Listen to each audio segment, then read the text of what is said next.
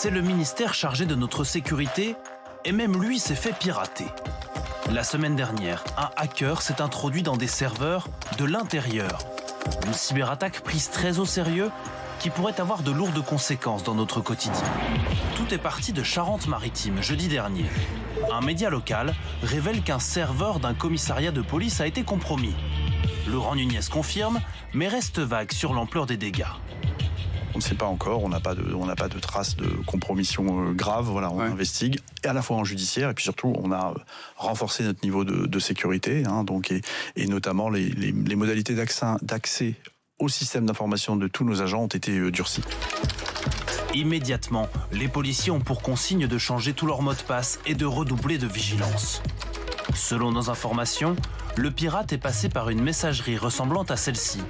Un logiciel interne à l'État déployé en 2008, conçu à l'origine pour les préfectures, le ministère de la Défense ou l'Assemblée nationale. En exploitant une brèche, un groupe aurait ainsi mis la main sur des millions d'informations sensibles. C'est en tout cas ce qu'ils affirment sur le dark web. Et ils demandent une rançon. La France, pourquoi vous ne parlez pas des données de police auxquelles nous avons eu accès, comme le TAJ, le traitement des antécédents judiciaires, ou le fichier des personnes recherchées? Et il y en a plus. Si ces pirates disent vrai, ils détiennent des données sensibles. Le fichier des personnes recherchées est une base des individus surveillés ou en fuite. Le TAJ, lui, contient aussi des profils de simples témoins ou de victimes dans des affaires judiciaires.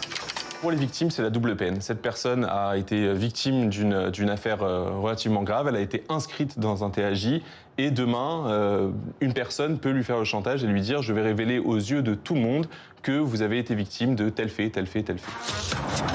À ce stade, malgré les ultimatums des hackers, aucune donnée volée n'a été diffusée en ligne. Le ministère de l'Intérieur parle d'une intrusion très grave, mais reste prudent sur l'ampleur de ce piratage.